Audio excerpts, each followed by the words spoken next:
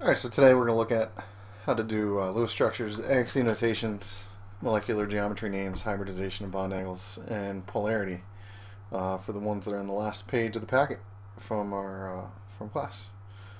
So our first example here is IF3. So what we have to do is like what we've always done is let's see, find out how many bonds we're going to need. And for that, we're just going to use our the same method we've always used. So, sorry, we have one iodine, and iodine would love to have 8 valence electrons. We have 3 fluorines. Fluorine would love to have 8, so this is going to give us a total of 32. And then iodine, there's still one of them. It only has 7. There's still 3 fluorines. It has 7. So 7 times 3 is 21, plus 7 is going to give us 28. So if we do the math to subtract this out, that'll give us 4 divided by 2. That's going to give us 2 bonds. But wait, how do we do 2 bonds when there's 3 things that needs to be attached to this central atom here? So that means, if you remember from right before break, we looked at expanded octets. So if you do the math and we find out there's not enough bonds to go around, then something's screwy here. So we've got an expanded octet. So let's put these 2 bonds out of the equation, and what we're going to focus on are these 28 valence electrons. So we're going to put I in the middle. We're going to put 3 fluorines around here, and then we're going to make the fluorines happy and the iodine happy.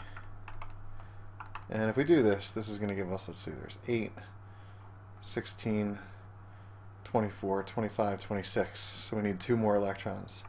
So we'll just put them on that iodine there. So iodine now ordinarily would be happy with 8, but since it has an expanded octet in this instance, it's going to have be happy with 10. So our AXE notation is going to be A X3 E2.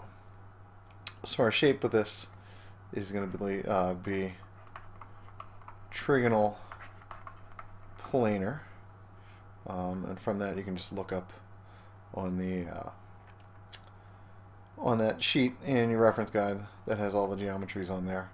Essentially what we're going to have, you don't have to draw this part here, but we're going to have an eye in the middle, and then sticking above the eye we're going to have a pair of electrons, sticking below the eye we're going to have a pair of electrons coming out kind of at us. On this side we're going to have a fluorine going into the table, or the board. We're going to have a fluorine out that way, and then we're going to have a fluorine in line with the paper.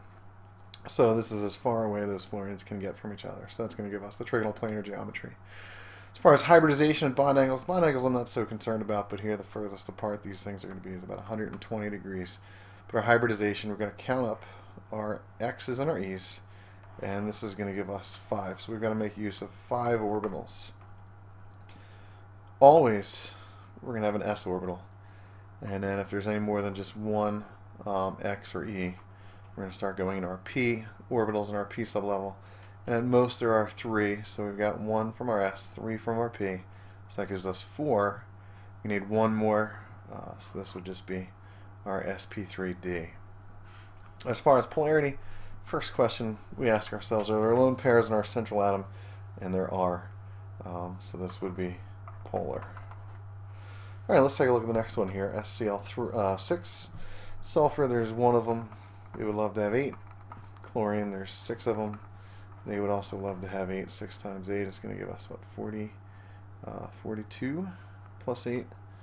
No, it's not 42. Let's see. 6 times 8 is going to be 48 plus 8 is going to give us 54.